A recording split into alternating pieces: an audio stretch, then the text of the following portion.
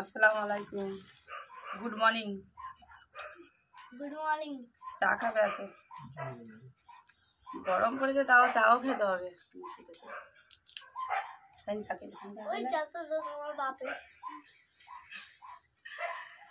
গরম পড়েছে, দেরি হচ্ছে বলে সাদিক বলতেছে যত দোষ আমার আব্বাজির।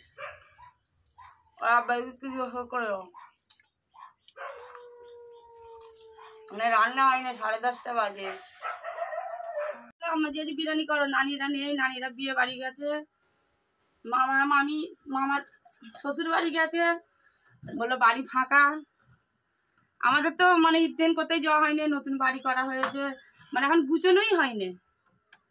মানে যাই করে ঈদ হয় বলে ঘরটা খালি মানে থাকার মতন করে নিয়েছি। গিদিন খালি দরজা দিয়ে গেছে। এবারে ছেলেরা বলেছে, ছেলেদের তো সব মেটাতেই হবে, ছেলেদের নিয়ে তো সব। আমি তো আগে কাজ করতাম, এখন আর কাজ করি না।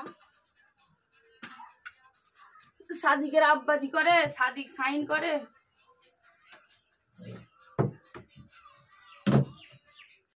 গ্যাসে রান্না করা যাবে না, গ্যাসে রান্না করতে গেলে হবে না।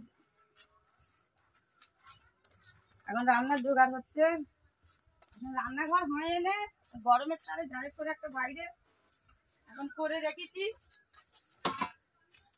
এখন ফের ঘরে কাজ চালু হবে, বাইরের দিকে জায়গাটা করতে হবে। রান্না তো করতে হবে, রোদে তো আর বসে রান্না করা যাবে না, এত গরমে পারা যায় রান্না করতে।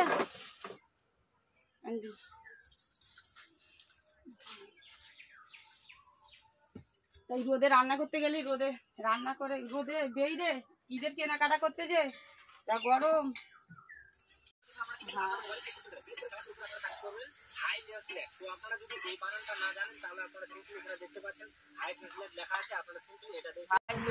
চিকেন বিরিয়ানি খাবে তাহলে আরাম মাজি করবে, জলদি চলে আসবে। কমেন্ট বক্সে বলো কে ভালোবাসে, বলো কে ভালোবাসে। আর আমার একটা নতুন চ্যানেল খুলেছি, সেইটা এই জন্য লাইক আর কমেন্ট শেয়ার করো, সাবস্ক্রাইব